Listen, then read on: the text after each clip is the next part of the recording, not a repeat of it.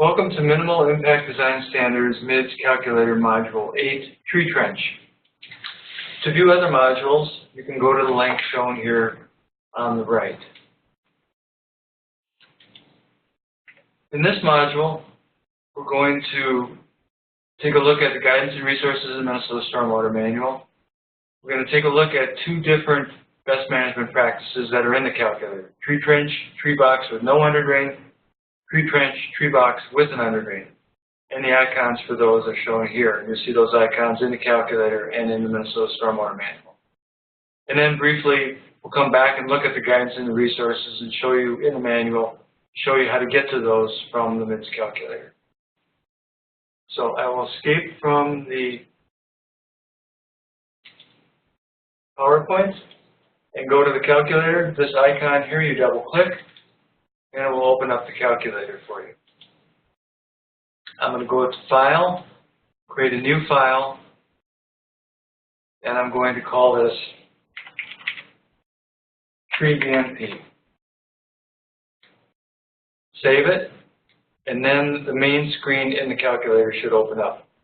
There are three values you need to enter to be able to move around in the calculator. The first, you need to answer this question: are you using the calculator to determine compliance with a construction stormwater permit? I'm going to say no. I need to enter my zip code information. And you'll see that when I enter that my rainfall value shown here in the gray box will populate. And I need to have an impervious acreage. And I'm going to, for this example, I'm going to have 20 acres of impervious surface. The fields up here are optional. I'm going to leave my default value for a retention requirement of 1.1 inch. That's the MIDS requirement. I'll also leave my phosphorus and TSS event mean concentrations at their default values. Those can all be changed, and you get a little warning from the calculator that you've changed them, but you can change those values in the calculator. I'll now go to the schematic tab shown here on the top. And you'll see on the left toolbar here that it gives you kind of an accounting of how many acres you have in your system that have not yet been routed to a practice. And it tells you what your performance goal requirement is. Since we don't have any BMPs yet, no other information is populated. We'll start by looking at looking for the tree trench best management practices, and you can see that here is the tree trench with no underdrain and a tree trench with an underdrain. I'm going to click and drag the tree trench with an underdrain onto my main screen. I'm also going to click a tree trench without an underdrain onto the screen. So I'm first going to work with the underdrain system. I'll right-click or double-click on the practice, and you'll see that best management practice opens. For this particular practice, I'm going to route 10 acres of impervious surface to the practice. I'll go to the BMP Parameters tab shown here, and this screen can be fairly complicated. A lot of the values that you need to enter are shown in the white cells here, and I'll walk you through those, and we may bounce back and forth a little bit between the manual and the calculator. So the first question I need to answer is the underdrain elevated above the bottom. I'm going to say no. The next two questions is the bottom or the sides of this practice lined with an impermeable liner. I'm going to say no. If you had contaminated soils or some other reason to put a liner in, you would say yes.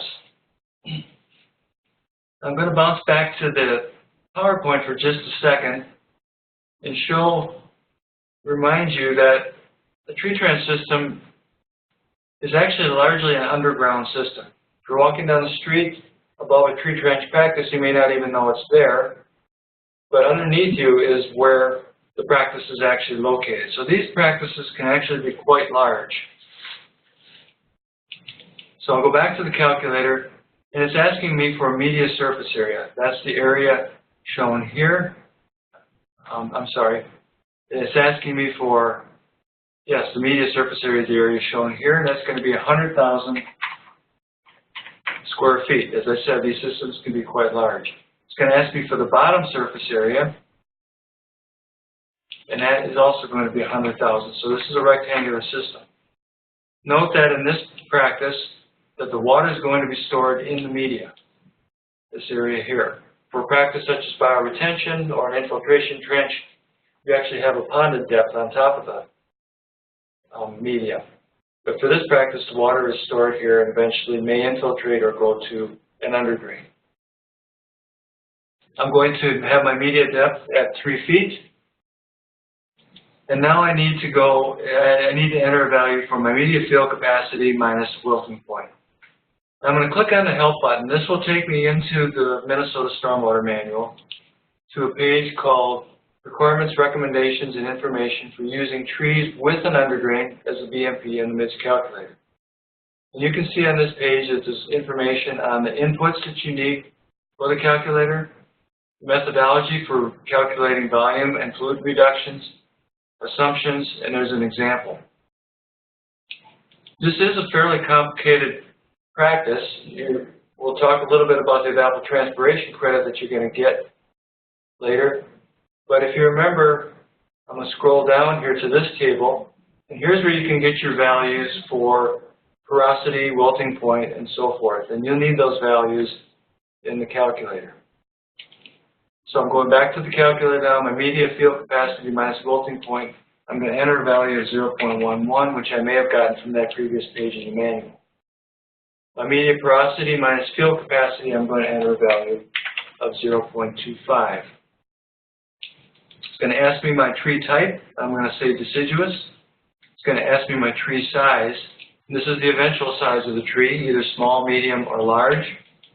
And you can get that information again from the manual. I'm going to go back to the manual here. And there are tables in here regarding tree sizes and so forth. So there's tables in the manual on morphology information for different tree species. So if you know your species but you're not sure of the size, you can go to these tables and it will provide you with that information. The number of trees, and I'm going to put 150 trees into this system. Again, quite a large system.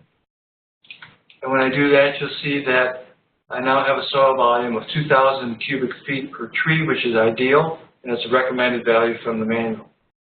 As this number begins to decrease, your evapotranspiration credit will decrease because you're not giving the tree enough volume to thrive. The media planting mix, I'm going to select media mix D. This is described in the Stormwater Manual. This is a mix that has sufficient nutrients for trees to grow, but is a low phosphorus media at the same time, so it's not going to leach phosphorus. If it was going to leach phosphorus, I would have to answer this question about whether the phosphorus content of soil was below a certain level. I am not going to put an amendment into this practice. My underlying soil is a D soil. That's why we have an underdrain. And so we need to draw the water down in 48 hours. Most of that water is going to go to the underdrain itself. Some will seep into the soil underlying the practice. And so when I do that, you'll see now that these gray cells begin to populate with the volume reductions that we're achieving with this practice. So I'll click OK and go back to my main screen, and you'll see that I still have 10 acres of impervious surface that has not been routed.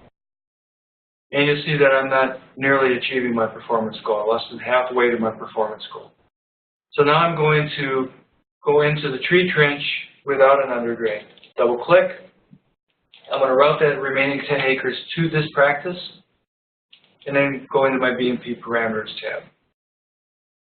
Again, my inputs, I'm going to have 100,000 square feet at the media surface and at the bottom of the system, and a 3-foot depth of media. I'm going to have the same values I had before for wilting point, my field capacity minus wilting point, and then porosity of 0.25.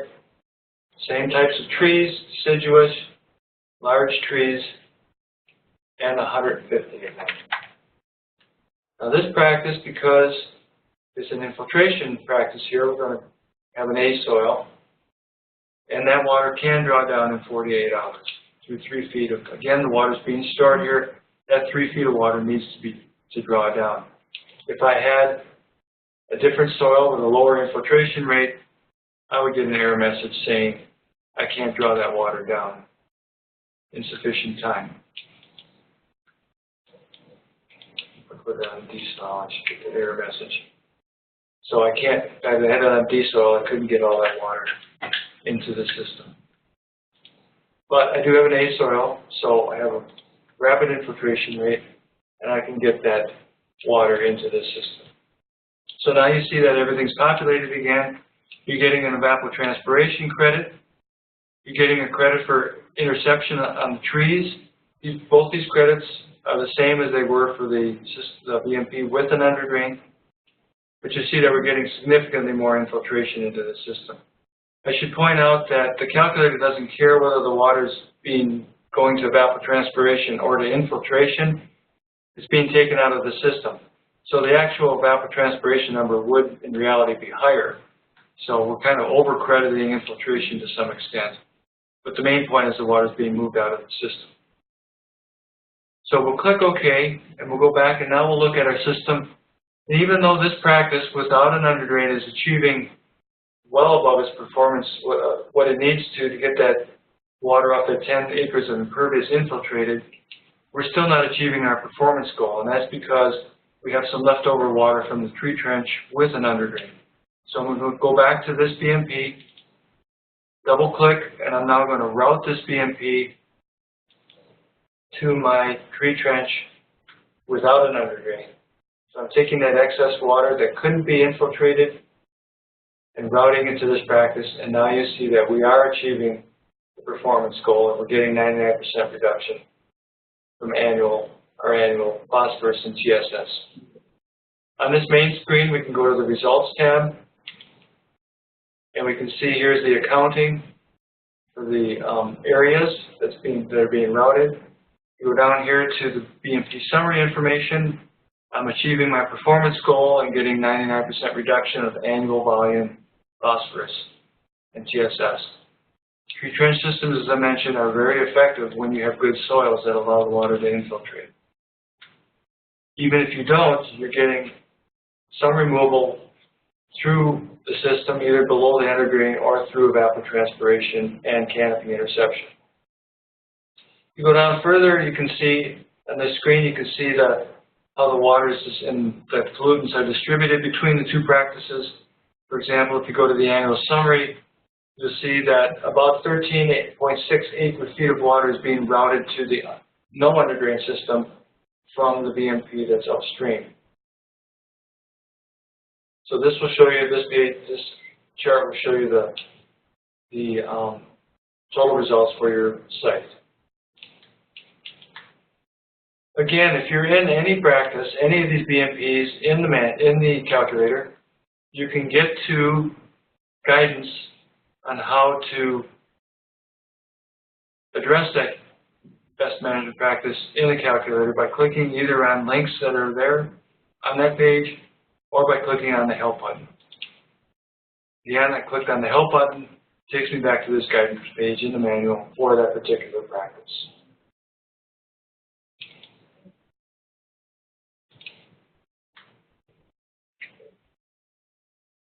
To view other modules in the manual, you can go to these links shown here.